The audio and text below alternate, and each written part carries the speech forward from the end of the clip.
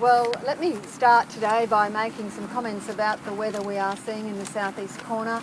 I'm very relieved, and I'm sure a lot of southeast Queenslanders are, with news this morning from the Bureau of Meteorology that the threat of the tropical low forming into a cyclone has considerably lessened.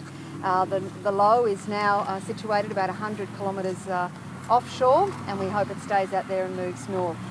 However, the water that it's left is likely to see continued rises in the Mary River.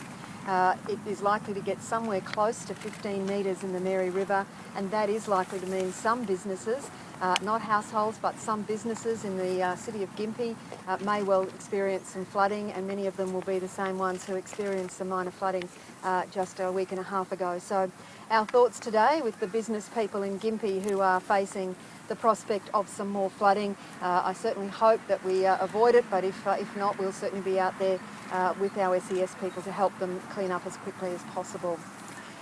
Secondly, good news for local roads here in central Queensland. The improvements to the Yeppen roundabout and the Yeppen bridge here around the Jellicoe Street area take one step further and one step closer today. This is an $85 million project, and the contract has now been awarded to the company Fulton Hogan.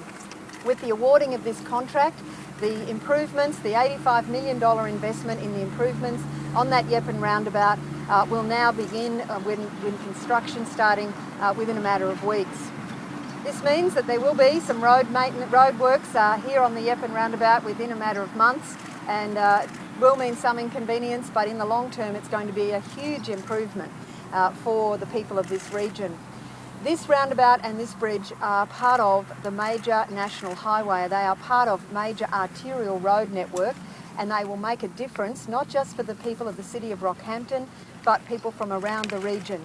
A huge difference to congestion for people from Gracemere, also for people coming up from Gladstone.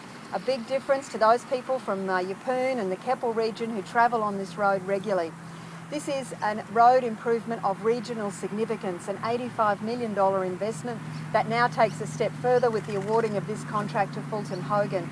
Fulton Hogan are a company that have won other contracts here for reconstruction work and are providing work to locals. So this is good news for jobs in the local region, but importantly it is good news for this major arterial road.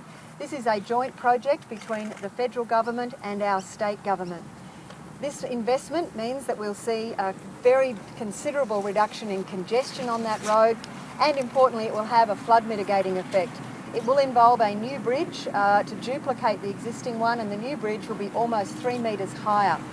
So that is a very important reconstruction effort that will see this area significantly improved over the next 18 months to 2 years.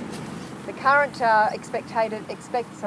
expected completion date is the beginning of 2014, but weather permitting, it may well be open before then. So we look forward to that construction work starting. We also know that our roads need to be as safe as they possibly can. We've seen the road toll in Queensland consistently getting lower and lower. In fact, our two lowest ever annual road tolls have happened in the last 2 years. But with more than 40 people dying on our roads just in the first 2 months of this year, that is far too many. That's why I'm very pleased to announce today a Safer Roads package for Queensland. The Safer Roads Sooner package will see $40 million worth of safety improvements to roads right across our regions. Over the next 3 years, these projects will put in place things like passing lanes, better signalling, better signage to help drivers drive safer. The Safer Roads program is funded out of revenue from things like speeding fines, and the priorities for my government are now set down with more than 90 projects. These projects will be right across Queensland. Some of them will be very small, others will be much larger, but in every single case, the Safer Roads Sooner program means better safety for drivers, and all of that ultimately protects people from injury and fatalities on our roads. Let me say finally, in relation to the story on the front page of the Courier Mail today, I want to say a couple of things about this story. Firstly, this is not a new story. This story was raised in the Queensland Parliament in May 2010, 2 years ago. It was vigorously refuted then, and it is utterly refuted now. Neither myself nor the Deputy Premier or any other minister had any contact, any dealings, any meetings, any conversations with Mr Elder or anyone from his company in relation to this transaction.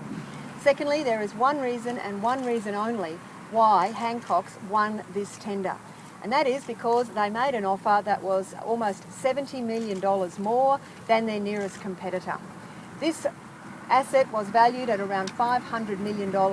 Ultimately, it sold for $600 million. That was a great outcome for taxpayers. $70 million higher than the nearest competitor is the one and only reason why this company won that tender. And finally, anybody who has observed Queensland politics for any period of time in the last few years will know that Jim Elder resigned from the Queensland branch of the Labor Party in disgrace some 10 years ago. Any suggestion that I or the Deputy or any member of my government would be out to do a favour for Jim Elder is frankly laughable. And it reflects, I think, a very poor understanding of what's happened in politics in Queensland. I'm happy to take questions on that issue or any other issues I've raised today. I'm happy to take as many questions as you've got. I'm not going to walk away from questions. Questions always come in public life. It's not whether or not you get the questions, it's whether you're prepared to answer them. So I've got plenty of time today. I'm happy to stand and answer questions.